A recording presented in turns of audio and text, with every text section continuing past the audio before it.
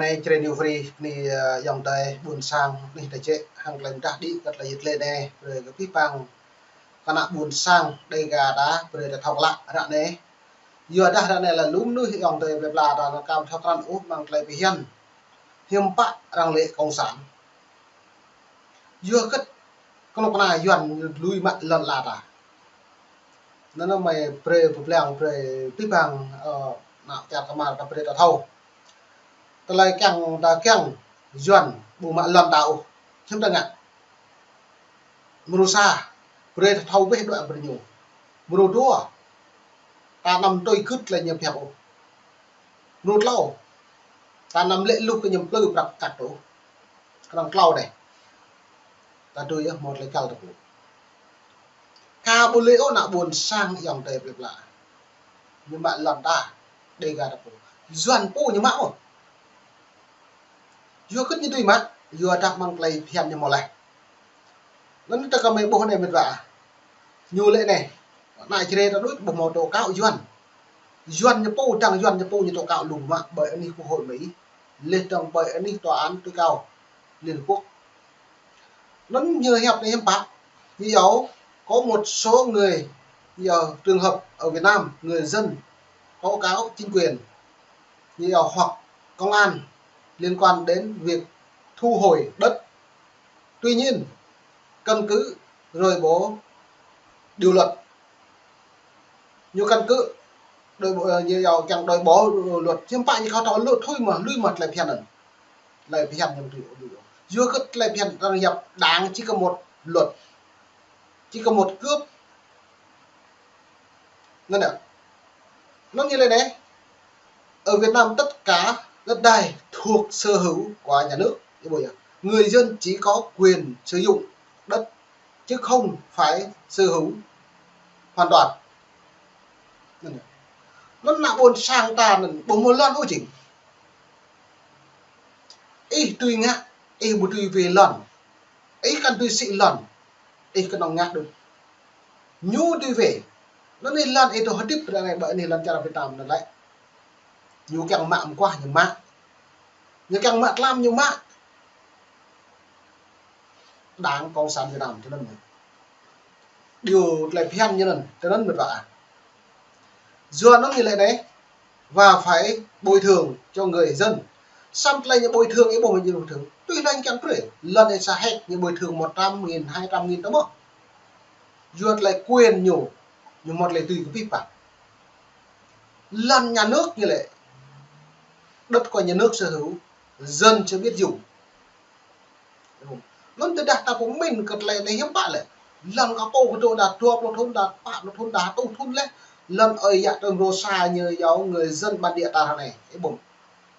như hướng ngàn nữa nào bồ lễ ông khiến tôi ở phát tám người dân bản địa trình như dạp tám nước thuộc địa vừa thuộc địa như pro mọ này hạ bằng lầu đi thuộc địa như pro này đi thôn trúc luôn à với tai bạc mong ơi dạ đừng đã lầu đi ta chỉ có phun là nhờ giáo người dân bản địa người dân tại chỗ là lại tám một phun bên này nó là hạn này tranh tranh đến nào năm là như giáo chiến lược của đấu tranh về chiến trị này lên trong bờ lại đất đai người dân rồi nó cứ biết bằng pro đẹp rồi là thầu vừa cất duyên mà lần bỏ lại lần co là màu bìa đồ như ngạn như màu danh và nghèo được càng ấy thầu đó về không nên còn xăm thực tế đáng con xăm Việt Nam lần lại buồn sang lần chặn Việt Nam chỉ có một đáng nuôi buồn sang một lần thôi nó đi gặp thôn gặp tiền đa mà sang đà lần mà bố bia là buồn sang ôn có cách tập hè ta lại lần ta thì một đôi vừa cất bằng lại phiền như mò lên vừa nó lần nhớ có bị bằng bọn mình đúng hàng lại nhật lên là bởi vì bằng dòng tay là thầu nó như này đấy vấn đề thường xảy ra khi người dân canh tác rừng nó như người dân cho rằng bồi thường quá thấp hoặc nghi ngờ tham nhũng nhưng lợi ích cho nhóm trong dự án bồi dưỡng lợi ích cho nhóm dự án lợi ích cho Đảng Cộng sản Việt Nam nhưng mà lần là ta mình lại những bồi thường ví dụ kẹo tôi hạ từ Đài Loan ấy phú như bồi thường cập đôi cả nôn xị màu quyền tôi nhà nước tôi bán không tôi có mấy đồ thải này còn một đủ để tôi có mỹ thì cả tại một lần Apple ít xịn ít có quyền đặt giá này ạ tôi nhìn lần 1 mét 1 triệu 200 triệu 1 mét một đồ như này ít có quyền để đặt giá sao mà đây ở Việt Nam áp dụng quy luật này ở bạn nhu đặt giá cái bộ một tiền cái tọt là bồn sàng ta xị còn một đồ nông ta xị tiền cái tọt đúng nhu neo nhú trai giả à địa tá trai giả thì mũ thì đại như lệ hiếm bạc lệ trai giả kêu là như hiếm bạc như lệ giả thị trường nó như dẹp này giả thị trường chỉ có một thôi chứ mới thầu cả là nhiều như lệ ta mới play được kêu lại mà giả thị trường là mày bây giờ lại thì bù cao mà lại phèn nó nhẹ sắt cả mấy bộ chính cơn buồn tôi nhập lệ cà phê em bằng ma này lệ to là bật lên này một đồ nhớ trai nhớ tổng này dạ thị trường đấy nhá dạ thị trường một đồ nhớ cả 5.000 xong được đặt mò nước ngoài Trung Quốc bật đặt mấy hả trôn một lần lại được play cả to đấy đang được play 15.000 nhưng bạn cô nó như mạng đặc biệt cô nó như lệ bóng mò thằng Arab play lọc mùng play lọc nhưng bạn bây giờ tôi hình nua nhũ chỉ nua như dạ thị trường chính phố như cấp là mò này nua thị trường như 5.000 một ký như play xa 5.000 đấy á play kẹt nó bình 5.000 như đưa cái con buồn một play không con buồn play vào tài chỉ có 3.000 thôi chỉ 2.000 được còng rồi xong bình con buồn nó mạng mà nó lời 2.000 nó xị bạ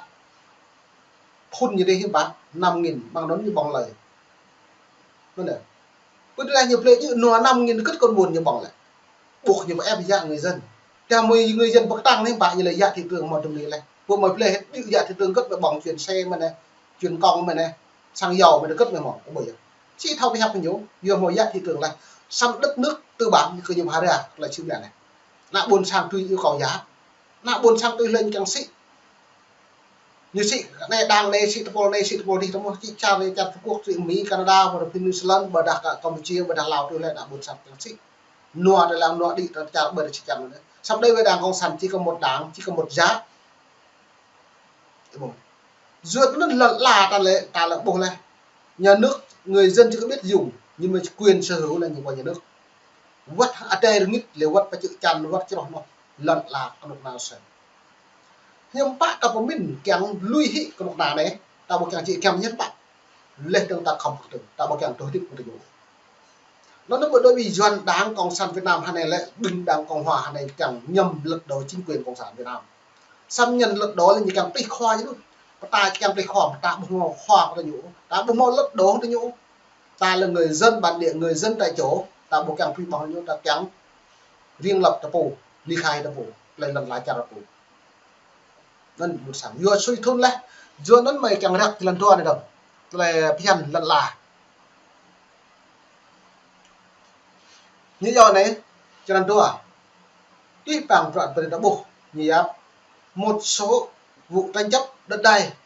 nhiều nổi tiếng vụ Đồng Tháp Hà Nội người dân phản đối việc thu hồi đất cho dự án quân sự xung đột lớn xảy ra giữa dân và lực lượng công an nó bởi anh ấy Đồng Tháp lấy bởi anh ấy Hà Nội là một lời một tức lại lần là luôn mà tập năng pro lại lặng ngã bởi anh ấy hướng yên tôi chìm nuôi lần là bôi đằng doan nhập phủ bực trọng là buồn sang các mồm mà bực trọng tôi chìm nữa máu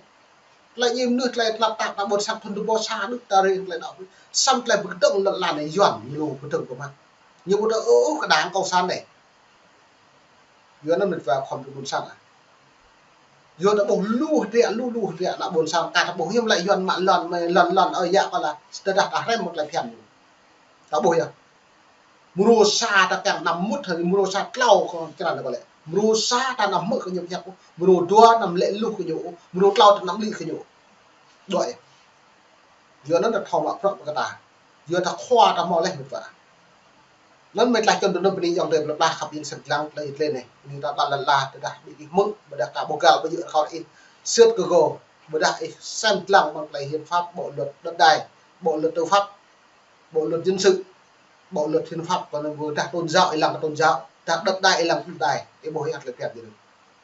có những chi hem với mãi trong từng buồn sang à nhưng mà có những cái nước Cộng hòa xã hội chủ nghĩa Việt Nam như lại độc lập tự do hạnh phúc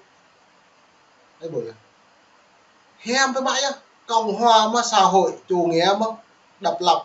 chứ bay độc lập chứ bay hạnh phúc mang đơn hiến pháp như đang đề ra một bộ luật dân bàn dân kiểm tra này mà